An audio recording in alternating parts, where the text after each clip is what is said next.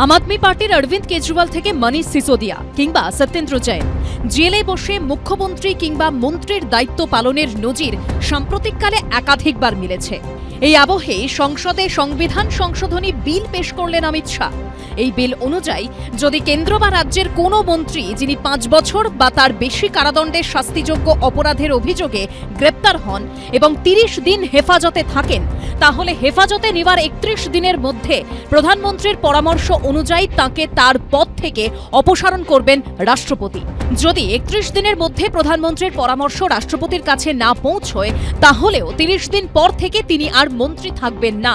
দেশের প্রধানমন্ত্রীর ক্ষেত্রেও যদি একই রকম ঘটনা ঘটে, তাহলে এই ধরনের গ্রেপ্তার এবং হেফাজতের ক্ষেত্রে 31তম দিনের মধ্যে তাঁকে পদত্যাগপত্র জমা দিতে হবে।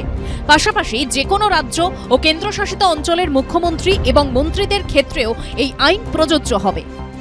We are going back to medieval times when the king could just remove anybody at will. He doesn't like your face, so he tells ED, put a case, and then democratically elected person is wiped out within 30 days. পাল্টা কেন্দ্রীয় স্বরাষ্ট্রমন্ত্রী অমিত শাহ দাবি করছেন, এই বিল পেশের নেপথ্যে তাঁদের উদ্দেশ্য হল জনজীবনে নৈতিকতার মান যেভাবে পড়ে যাচ্ছে তা ঊর্ধ্বমুখী করা এবং রাজনীতিতে শুদ্ধতা আনা। আরে তো ভয় কিসে? এটা তো স্বচ্ছতার জন্য সরকার একটা প্রচেষ্টা করছে। তো একটা সমাজে ভিন্ন বার্তা যাবে, যে আইনের ঊর্ধ্বে কেউ নয়, সেই প্রচেষ্টার জন্যই এই বিল। সেটাকে স্বাগত জানানো উচিত। অমিত শাহ বিল পেশ করার পরই গুজরাটের স্বরাষ্ট্র প্রতিমন্ত্রী থাকাকালীন অমিত শাহর গ্রেপ্তারির প্রসঙ্গ তোলে কংগ্রেস, যার পাল্টা জবাব দেন Amit Shah. Can I ask a question to the Honorable Home Minister? When he was the Home Minister of Gujarat, he had been arrested, sir.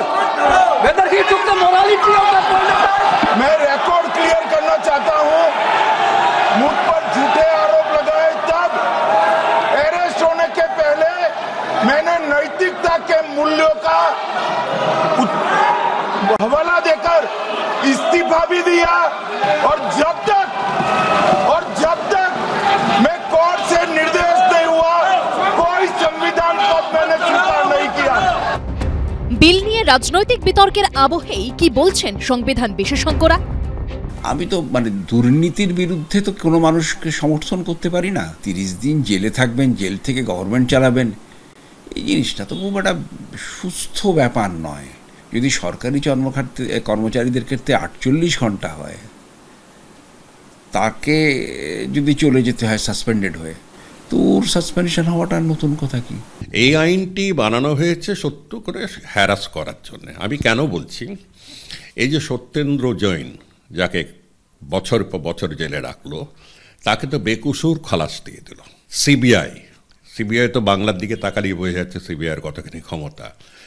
Arrest করে রাখতে পারে। অতএব এখন দেখছে যে অ্যারেস্ট করে যদি আমরা মোটামুটি জেলে রাখতে পারি জুডিশিয়াল কাস্টডিতে 30 দিন, বাস, তবে সেই অজুহাতেই আমরা গভর্নমেন্টটা ফেলে দেবো। বিতর্কিত এই বিল যুগ্ম সংসদীয় কমিটিতে পাঠানো হয়েছে।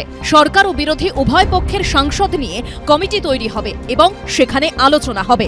বিজেন্দ্র সিংহ ও কৃষ্ণেন্দু অধিকারীর রিপোর্ট, এবিপি আনন্দ।